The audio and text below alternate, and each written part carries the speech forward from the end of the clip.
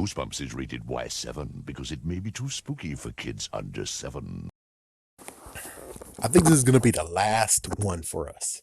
The last video for me when it comes to Monster Blood 3. I made a rhyme.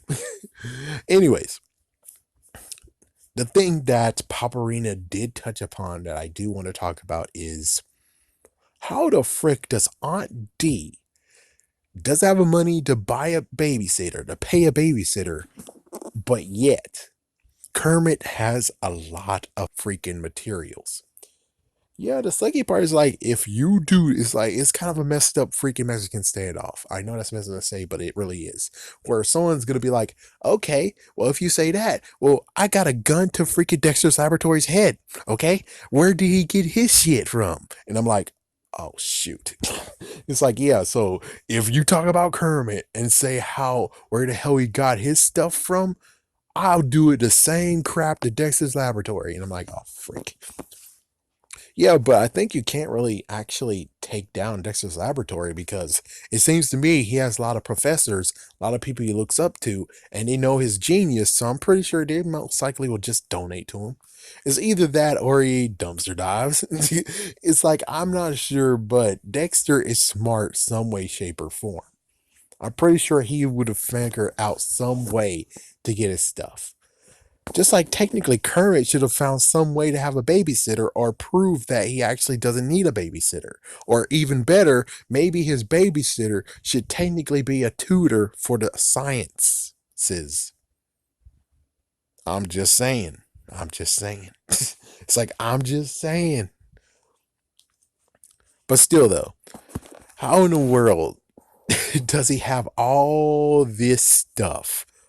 All these chemicals, all these compounds, and yet you don't have enough money to buy a babysitter, to get a babysitter. Is that because maybe you should be cutting back on how much you're giving him and allowing the babysitter to be a little bit of that money? I mean, yeah, you technically might be spoiling the child. Yeah, it's like, seriously, you might be spoiling the child. It's like somebody has to be giving them thing to something. And it's like, yeah, we don't even hear about his father. And it's like, well, where's his father? Where's Uncle so and so? Where the hell is he? Is he paying child support?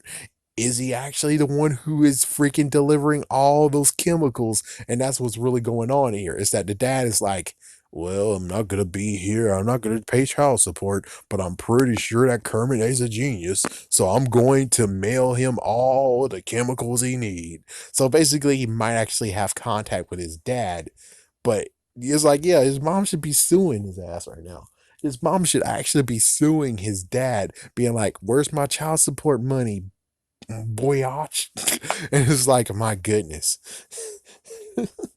But it's true though. It's like there's someone who is giving him the chemicals and compounds. I don't know who, but if it is the mom, then maybe she should be cutting back some of that so she can have a babysitter.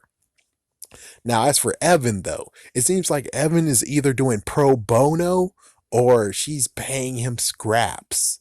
It's like, yeah, so I went to the science place and I went online too and went on the catalog.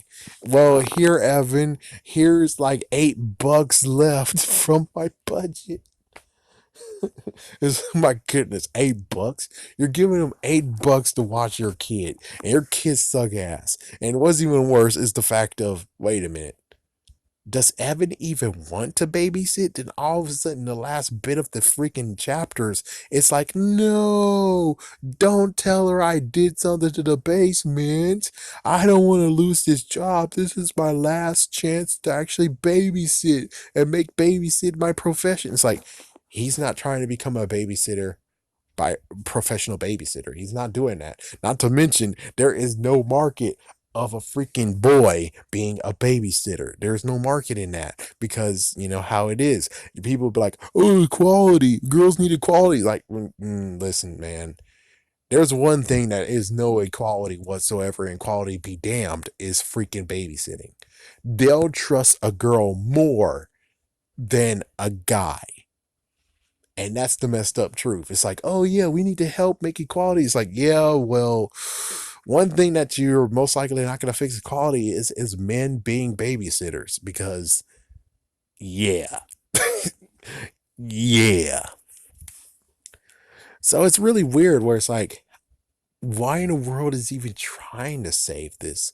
And it's like that might be a little bit of messed up writing there, where it's like, why in the world is he trying to save this? Why in the world exactly is he trying to save his reputation? This is a way of being like, dude, you're trying to save your ass from Bart Simpson. Bart Simpson is freaking take no prisoners, no mercy. I think in all, Bart Simpson had like at least 8 freaking babysitters, and all of them went incredibly insane. And every single time you say his name, they're like, oh no, oh hell no. And they won't even pick up the phone. It's like they know his number, he know the freaking house number. They won't pick up the phone. You want a babysitter? Oh no, look elsewhere. No. Even Lisa knows that Bart is messed the freak up. So it's like, yeah, when it comes to Kermit, Kermit's messed the freak up too.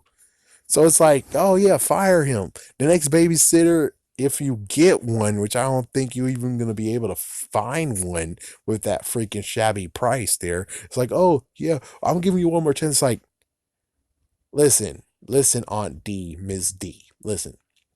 He is your only hope.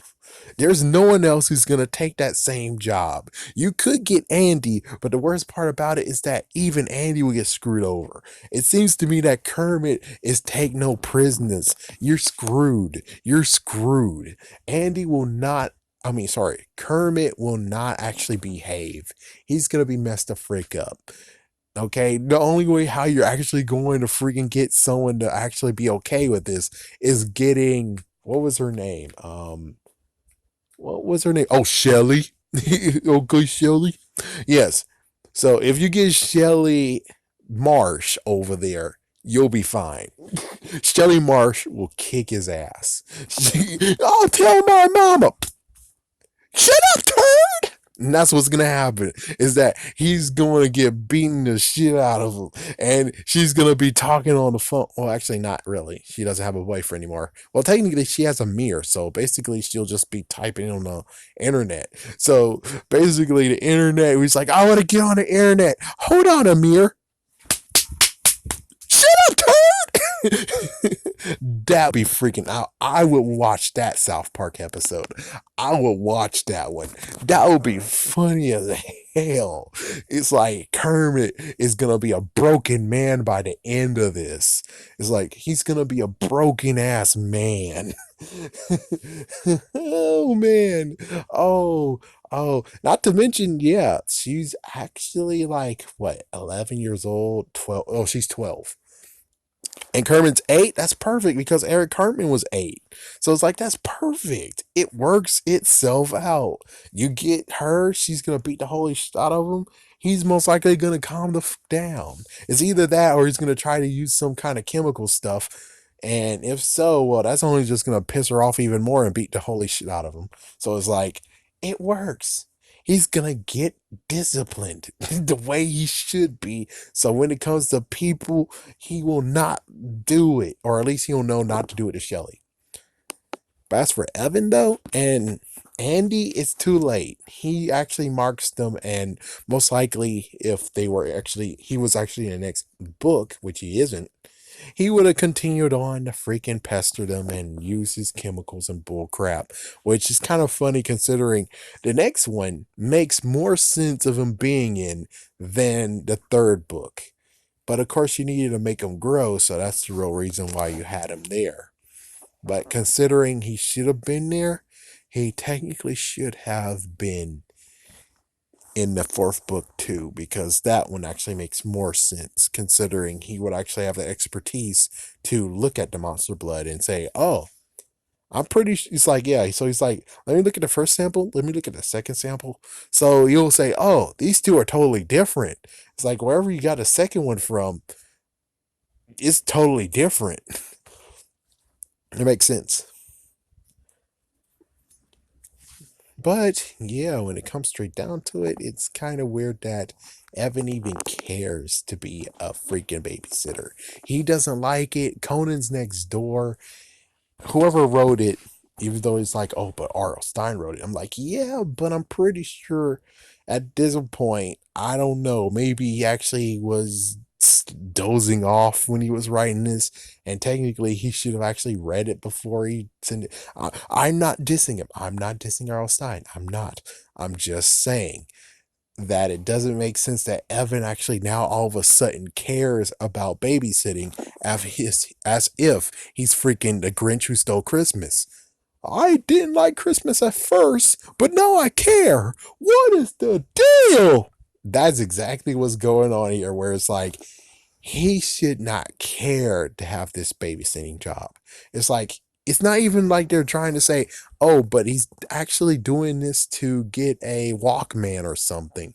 It's like he doesn't even have a good reason why he's going to continue doing this babysitting and why he wants to start this babysitting service that came out of nowhere. I'm like, seriously, when did he actually got interested in babysitting? What the frick?